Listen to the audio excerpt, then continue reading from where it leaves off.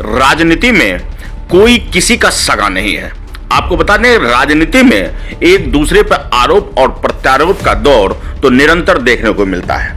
आपको बता दें कि ओवैसी ने सपा से गठबंधन को लेकर भी अपनी स्थिति स्पष्ट कर दी है। उन्होंने कहा कि लोग पूछते हैं कि सपा से क्यों नहीं मिलते, अखिलेश से जाकर पूछो, मैं अपनी इज्जत का सौदा नहीं कर सकता। बात अगर होगी तो बराबरी से होगी। जी हां, ओवैसी ने कहा है।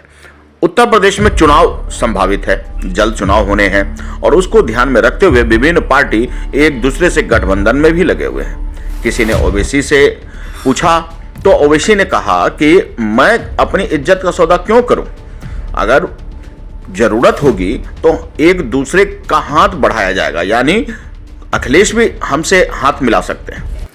आपको बता दें कि यूपी विधानसभा 2022 से पहले सियासी पारा गर्म होता दिख रहा है। सियासी दल राजनीतिक गणित सेट करने में लगे हुए हैं। एआईएम के ओवैसी जी की एंट्री उत्तर प्रदेश में खास मायने रखेगी।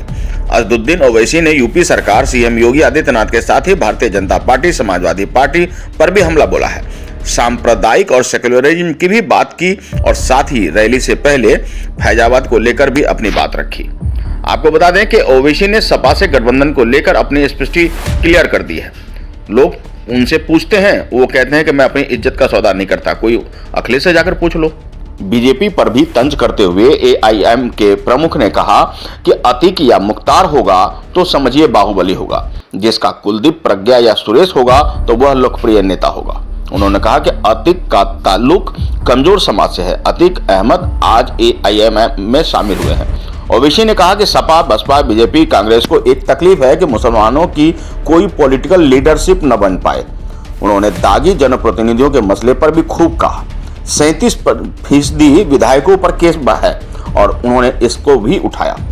ओवैसी ने कहा कि यूपी का मुसलमान परेशान है, उनको उनका हक नहीं मिल रहा और हक हकूक के लिए वह सामने आ चुके हैं। मुस्लिमों को उनका हिस्सा मिलेगा। सेकुलरिज्म के झूठे वादों पर मुसलमानों ने कहा कि कभी बसपा तो कभी सपा तो कभी कांग्रेस को वोट दिया। अब ओवैसी सामने है और ओवैसी इसका लाभ उठाना चाहते हैं। बता दें कि ओवैसी ने मुस्लिमों से स्पष्ट शब्दों में कहा है कि इस बार बीजेपी को शिकस्त देना है और कोई भी विधायक न जीत पाए इसके लिए तमाम प्रयास भी करना है। उन्होंने सीएम पर भी तंज करके कहा, बाबा कहेंगे तो नाम बदल दो। सीएम योगी पर भी उन्होंने खूब छिटाकसी की।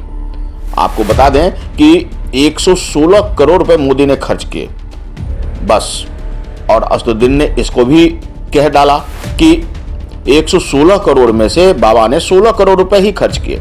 अब सवाल उठता है कि आखिर क्यों। उन्होंने सवाल किया कि रुदौली में कोई सरकारी स्कूल क्यों नहीं है। अफगानिस्तान का जिक्र करते हुए ओवैसी ने कहा कि इन्हें वहां की महिलाओं की चिंता है पर हमारे यहाँ की बहु बेटियों की नहीं। बहरहाल ओवैसी खूब जमकर बरसे हैं। अयोध्या में आधे बच्चे कमजोर हैं। उन्होंने कहा कि यहाँ के बच्चों को लैपटॉप का इस्तेमाल करना आता है, लेकिन योगी ने लैपटॉप आज तक नहीं दिया। आपको बता दें कि फैजाबाद से भी उन्होंने बातें रखी। उन्होंने कहा कि अगर जिक्र होगी तो अयोध्या भी भारत में है और फैजाबाद भी भारत में है। ओवैसी भी भारत में है तो कुछ लोग भाषण दे देते हैं। हम यहाँ भाषण देने नहीं बल्कि हक हकूक की लड़ाई लड़ने आए हैं। आपको बता दें कि असदुद्दीन ओवैसी यहीं पर नहीं रुके। उन्होंने कहा कि जिंदा हो तो जिंदा कौम की मिसाल बनो। अगर हम पंडित राम प्रसाद बिस्मिल और अशफाक उल्लाह खां के वचनों को पूरा करना चाहते हैं तो सबको इसके लिए हिस्सा देना होगा। उन्होंने कहा कि रुदौली के यादव भाइयों ने अखिलेश को हरा दिया था, बीजेपी के यादव को वोट दिया था। अब की एआईएम के उम्मीदवार को जिताएं और इसी के लिए हम प्रयासरत हैं। ओवैसी अपने शब्दों और अपने चर्चित लहजे से आम मुसलमानों को संगठित करने और अपनी पाले में लेने के लिए प्रयासरत है। आंखें को सब्सक्राइब कर रखा है, लेकिन एक बार फिर से आपसे निवेदन है कि आप पहले के सब्सक्राइब को भूल जाइए और नए तरीके से इस नई अनुभवी आंखों को आप अपना समर्थन दीजिए, सहयोग कीजिए। एक बार फिर से सब्सक्राइब बटन जरूर दबा दीजिए। आपके इसी भरोसे पर हम हमेशा खरा उतरेंगे, क्योंकि हम कहते हैं कि हम सच्चाई दिखाते हैं, छुपाते नहीं।